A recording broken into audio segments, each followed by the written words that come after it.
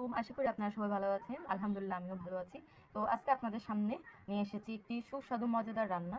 তো সেটা ভাবলাম আপনাদের সাথেই শেয়ার করা যাক। তো আজকে আমি রান্না করেছি, আপনারা দেখতেই পাচ্ছেন। আমি ডিম আর ছোট আলু দিয়ে রান্না করেছি। তো সেটা আপনাদের সাথে শেয়ার করাই যাক। চলেন। করে নিয়েছি, দেখতেই পাচ্ছেন আমি সিদ্ধ করে খোসাগুলো ছাড়িয়ে নিয়েছি। তো যেহেতু ডিমগুলো ছোট আলু দিয়ে রান্না করেছি আমি অল্প কিছু আলু সিদ্ধ করে খোসাগুলো ছাড়িয়ে নিয়েছি। তার জন্য আমি পেঁয়াজ কুচি, রসুন কুচি আর কিছু টমেটো কুচি করে নিয়েছি।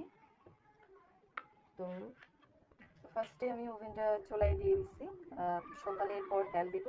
আমি এখন একটু তেল দিয়ে দিছি, হালকা গরম করে নেব। ডিমগুলো একটু ভেজে নেব। তো ফাইনালি আমি ডিমগুলা একটু ভেজে নিলাম। তো দেখতে পাচ্ছেন বেশি আমি কালারটা আনি নাই, একটু হালকা করে ভেজে নিয়েছি। তো এখন আমি এই আলুগুলো একটু ভেজে নিব।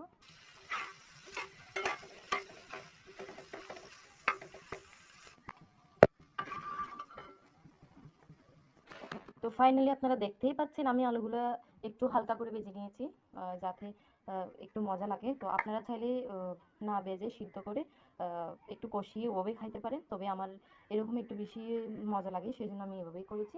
তো একটু তেল দিয়ে দিলাম মশলাগুলো কষানোর জন্য, পেঁয়াজ কুচি দিয়ে দিলাম,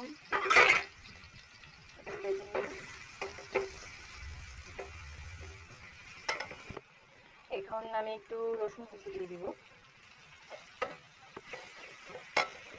আমি এখন কিছু টমেটো কুচি দিয়ে দিচ্ছি। টমেটো কুচিগুলো দিলে মূলত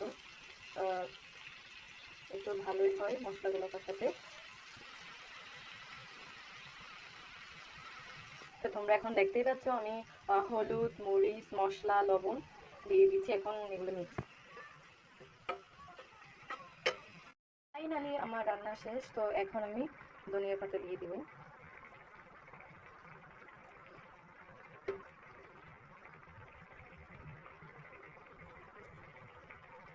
তো এখন আমি চুলা থেকে নামিয়ে ফেলেছি।